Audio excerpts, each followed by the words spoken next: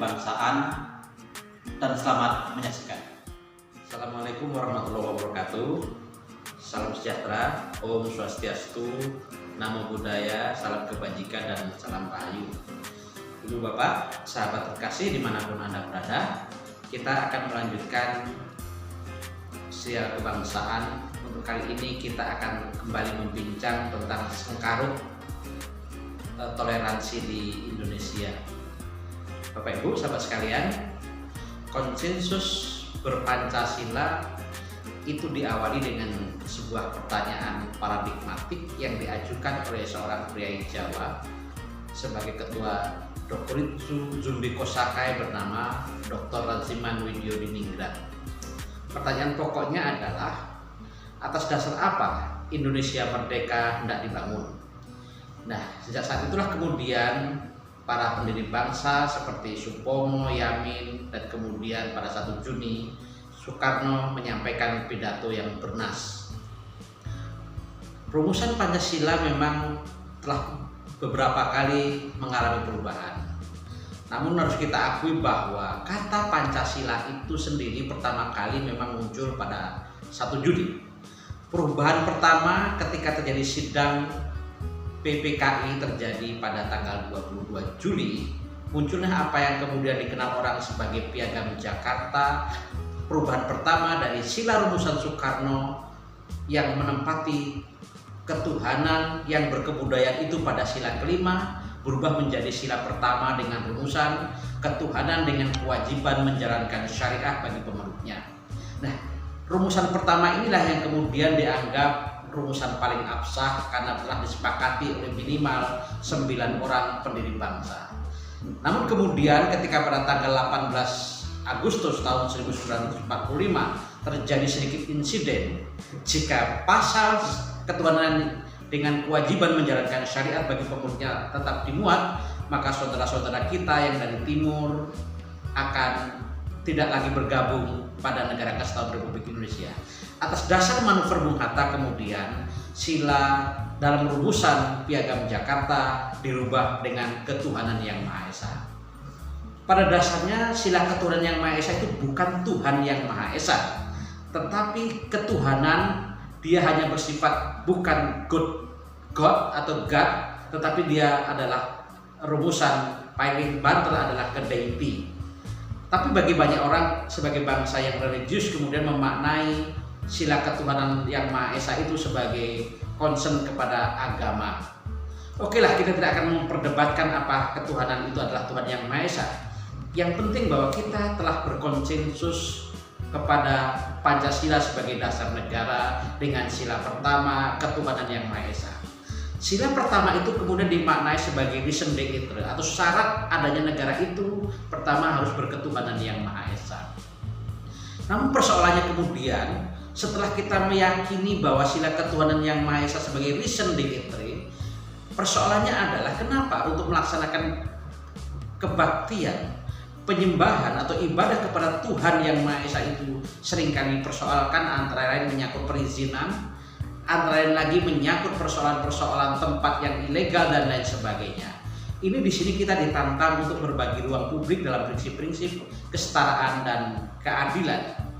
Nah, jika demikian persoalannya, kalau kita merujuk pada aturan yang satu-satunya kita punya terkait dengan tata kelola kehidupan beragama dalam hal pendirian rumah ibadah, kita hanya punya peraturan bersama Menteri nomor 9 dan nomor 8 tahun 2006 pada era Presiden SBY.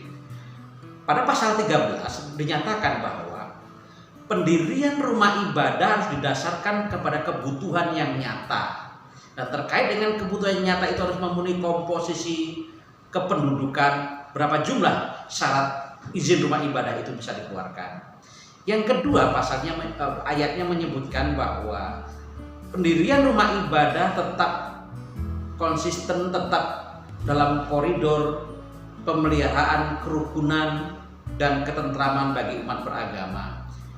Terkait dengan pasal-pasal pendirian rumah ibadah ini diatur lebih tegas pada pasal 14 bahwa komposisi umat beragama itu minimal ada 90 orang pemakai yang ditandai dengan KTP dan mendapat legalisasi dari pemerintahan setempat. Kita akan persoalkan bahwa pemerintah kemudian menyatakan bahwa pendirian rumah ibadah harus didasarkan tetap pada prinsip menjaga kerukunan.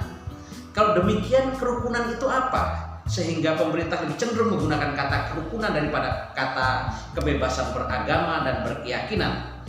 Kita lihat, kerukunan yang dalam bahasa Arab disebut dengan tasamu atau disebut juga dengan samahah, yang artinya adalah sikap lapang, sikap terbuka, dan sikap yang peduli. Dalam rumusan sebuah riwayat dinyatakan bahwa ahabuddin ilallah al-hanifiyah as-samha, yaitu sikap yang agama yang paling dicintai oleh Allah adalah sikap terbuka, inklusif, dan bertoleran kepada yang lain. Nah, rumusan toleran sendiri sebenarnya sudah cukup bagus apabila kita merujuk peraturan bersama menteri. Misalnya, kerukunan dimaknai sebagai sikap hubungan antar umat beragama atau hubungan antar sesama umat beragama yang dilandasi oleh semangat toleransi, yang dilandasi oleh semangat saling pengertian, yang dilandasi oleh semangat saling menghargai, kesetaraan, dan semangat bekerja sama antar umat beragama. Nah, prinsip-prinsip inilah yang kemudian tidak dijalankan sendiri oleh pemerintah, terutama pemerintah yang diberikan kewenangan dalam konteks ini adalah pemerintah daerah. Untuk tingkat provinsi tentu gubernur sebagai penanggung jawabnya, sedangkan untuk tingkat kabupaten yang menjadi tanggung jawab utama adalah bupati dan wali kota yang akan didistribusikan kepada tingkat kecamatan dan bawahnya. Menyangkut persoalan izin pendirian rumah ibadah yang dinyatakan bahwa harus ada 90 orang pemakainya yang ditandai dengan KTP yang mendapat legalisasi, itu menjadi lazim. Tapi kemudian persoalannya adalah ketika harus meminta izin 60 orang warga di sekitarnya, dan ini seringkali menjadi biang kerok.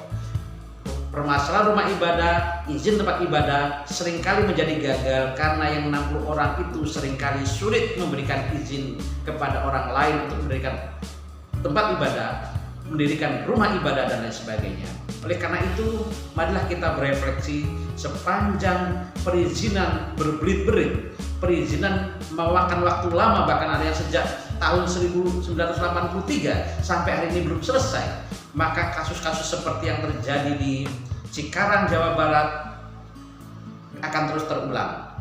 Untuk itu, mari kita berefleksi terus apa sebenarnya makna toleransi, apa makna kerukunan yang oleh pemerintah sendiri diyakini sesuai dengan budaya Indonesia.